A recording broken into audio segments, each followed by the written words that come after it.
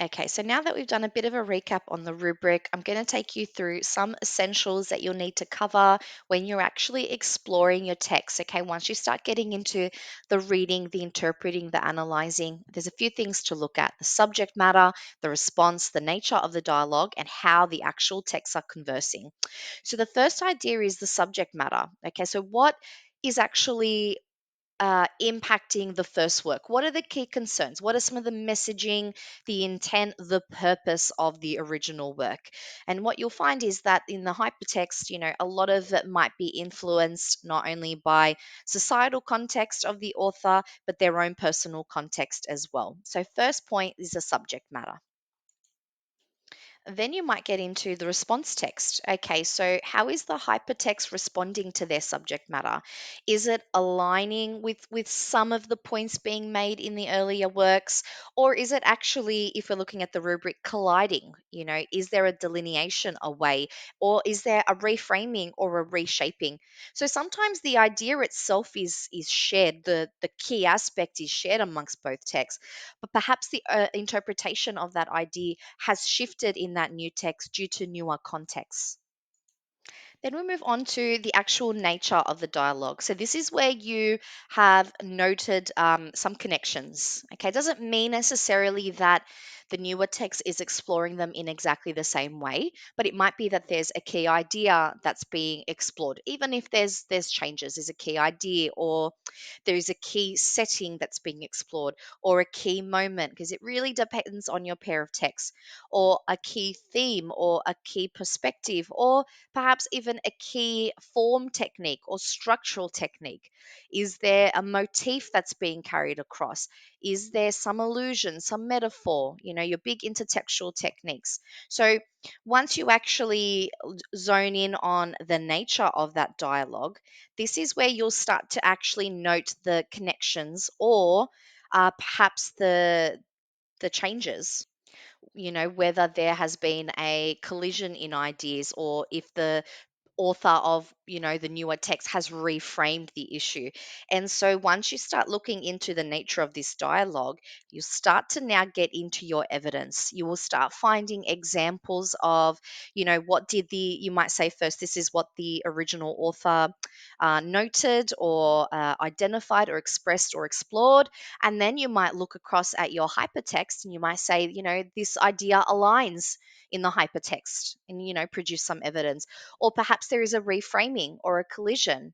You might introduce that. You might use your context to explain why.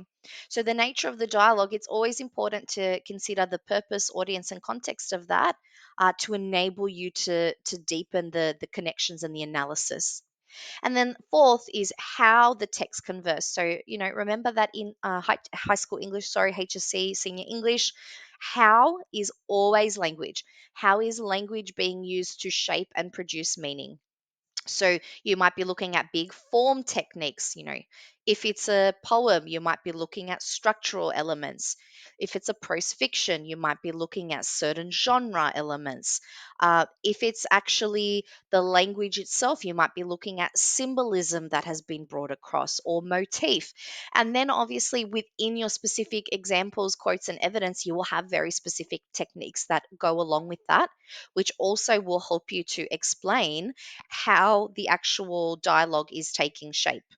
So think about when you are analyzing your quotes and your techniques, you're thinking and explaining how that technique has allowed for that reframing or that reinterpretation. What is the effect of that technique? What is the author's purpose in using, let's say, an allusion as opposed to just a straight metaphor?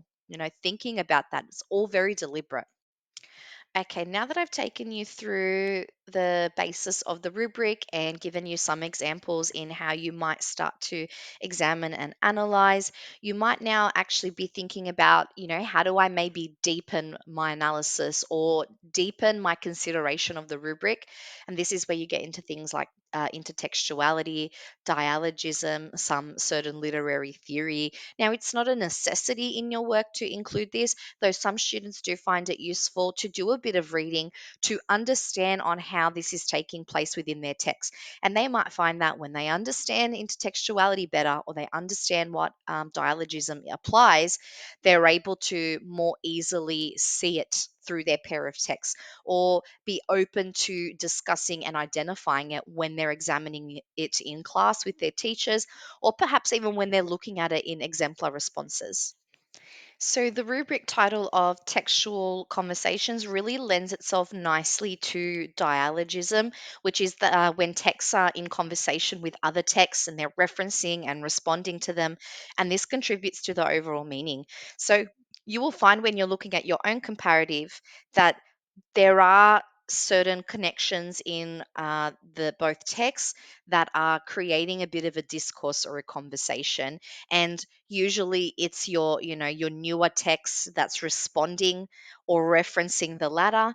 And in the spirit of the rubric, all you're doing is making a consideration of when it's referencing and responding, is it doing so in a way that's creating a resonance and aligning, or in its referencing and responding, is it perhaps reframing? Is there a bit of a collision in ideas? So it's just another good way to ground yourself in where the spirit of this module comes from a literary background. And, if you want to do a bit of extra reading and look into Buckton's theory of dialogism, it's a very specific type of discourse here where the characters, and particularly the newer texts of the character persona, or straight just the author, might be actually offering a variety of potentially contradictory points of view, rather than just solidifying and aligning with all of the points from the latter text, or the earlier text, I should say. So, when you are considering your text, it might be useful to think about where are they agreeing. In terms of the newer text, where's the new text of the author agreeing or disagreeing? So what might happen is your newer text, your hypertext, might have some points where they align with the original author's works, and points of view. However, because they are in a very different and new and more personal context, therefore their points of view might actually reframe and diverge, or might actually contradict. It really depends on the set of works that you're looking for. Um, you will find that most of the set texts for study, there'll probably be a combination. There'll be points of view that are aligned and brought forth into the newer context and the newer text, and there will be others that are a straight contradiction or disagreement. And lastly, with this video, I want to take you through some of the key rubric terms and some meta language that you will need, not only to help you understand the rubric and to help you actually form your analysis, but also to help you respond effectively in an exam and in the HSC question that they give you. Because remember, the rubric is the most important thing we have to work out what the HSC exam will look like. Every question that is ever given in the HSC English exam comes directly from the rubric. So the more fine tuned our understanding is of the rubric, the more that you are able to reflect the rubric in your responses, the more holistic your response will be, and the stronger it will be in hitting an unseen question on the day. And it will actually give you a lot more room to work with and a lot of new things to discuss, so that you're addressing the specifics of the question. So, just to quickly take you through, take some time to really put these in your own words, develop your definitions for them, and make sure you have that real key understanding. So, we've got align, assumptions, collide, conversation, dialogue, dialogism, debate, discourse, a diatribe, disparate. Got dissonance on there with the definition, intertextuality as well. Mirror, where text might mirror or align with the original, the paradigms or the context, or the spirit of the age in which it's written, the perspectives, the points of view.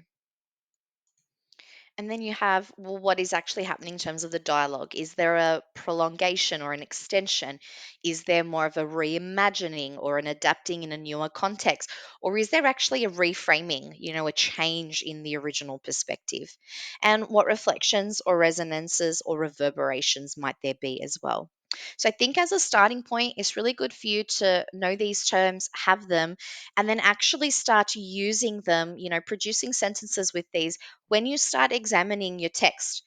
So when you start looking at your very first text and you're looking at your purpose, your audience, and context, actually start thinking about for your first author, what are some assumptions they have about their world? What are assumptions you might have about their text?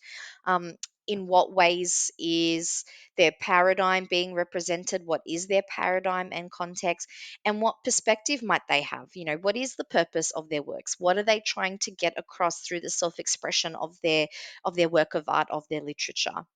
Okay, and when you start with that and you have a few sentences going, you actually don't realize you're starting yourself up for some analysis there. And then when you read your hypertext, your newer text, then you can have a look. Does the paradigm mirror, or is there a bit of a collision or a difference? What is is there a debate happening, or is it more of a discourse?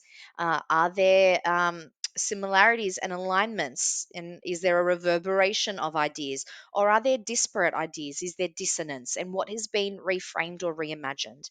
So you might think, okay, these are the key terms that, might be in the essay question, but don't forget that if you use them to drive your analysis, it will help you ensure that you are examining your text in the right way that, is kind of demanded of you with the HSC. So those things work hand in hand. Just don't forget your rubric is all I'm saying. Okay, thank you. Best of luck with your Module A textual conversations study.